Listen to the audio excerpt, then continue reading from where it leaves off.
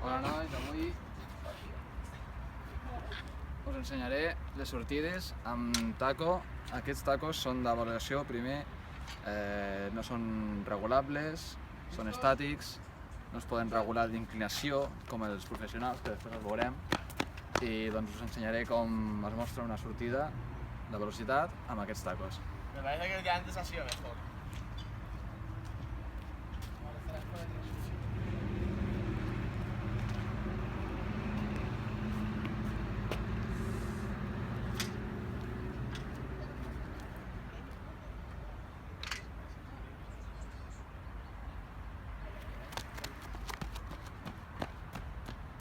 Bon dia, tornem a estar aquí una altra vegada.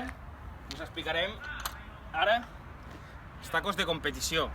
Els tacos de competició són molt més llargs, tenen dos parts que són regulables en la llargada, es van col·locant i després aquí a la darrere, a part de darrere, tenim un ganxet per col·locar-los a la nostra altura.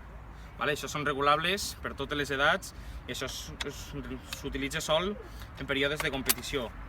De ball trobem uns petits ganxos que es clavaran al nostre terra per fer més bona la sortida.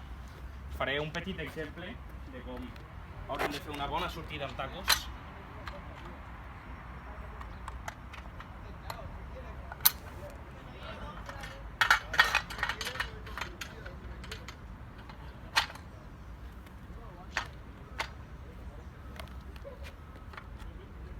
La cama de darrere ha d'estar més o menys a l'altura de la primera cama i l'altra ha d'estar la cama apoyada més o menys a la línia.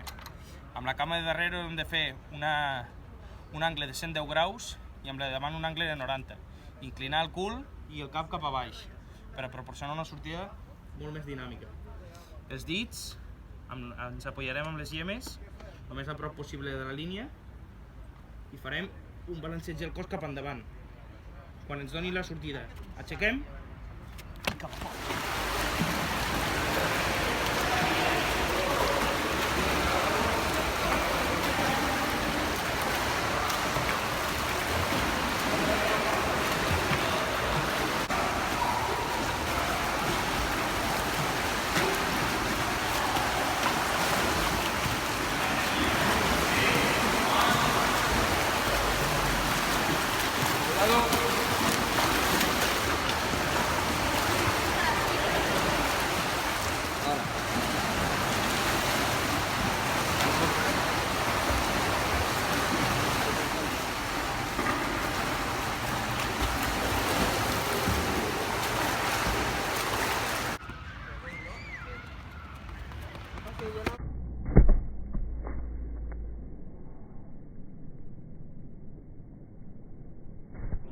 Puto Xavi,